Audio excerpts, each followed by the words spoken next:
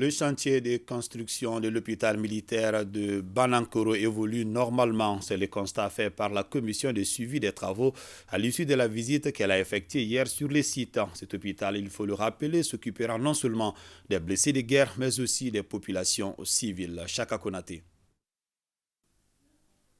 Du bureau des entrées au bâtiment de la maintenance de la buanderie, en passant par les blocs de consultation, des soins opératoires, les salles d'hospitalisation, les blocs administratifs, tous les bâtiments sont sortis de terre.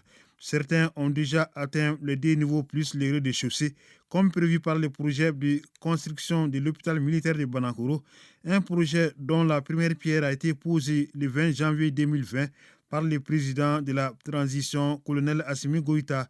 Les travaux avancent normalement. Cet hôpital, il faut le dire, ce sera l'hôpital d'instruction des armées, un centre hospitalier de 4e référence, avec toutes les commodités, avec des centres d'épuration d'eau, avec la fabrication d'oxygène sur place et beaucoup d'autres commodités.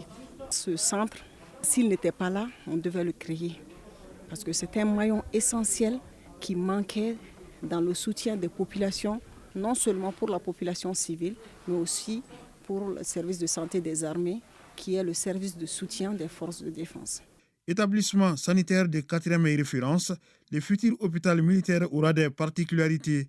Les salles auront chacune 2 lits, la norme internationale étant de 4 lits, et chaque lit sera doté d'un système d'appel permettant aux patients d'entrer en contact avec les médecins traitants sans se déplacer. Il s'agit d'un système moderne qui permet aux patients de signaler un quelconque problème en tirant sur ce qu'on appelle une gaine tête de lit. Et nous avons également prévu des fluides médicaux.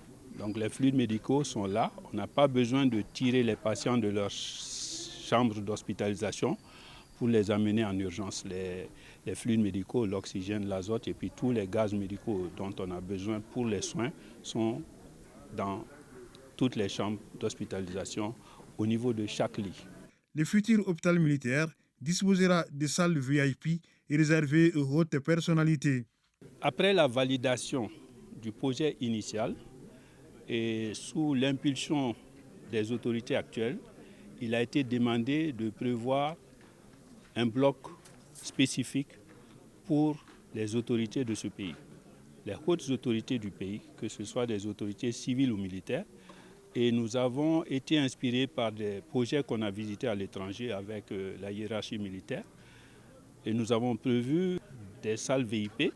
On a prévu des espaces permettant aux plus hautes autorités de pouvoir continuer à exercer leurs fonctions, même étant en convalescence.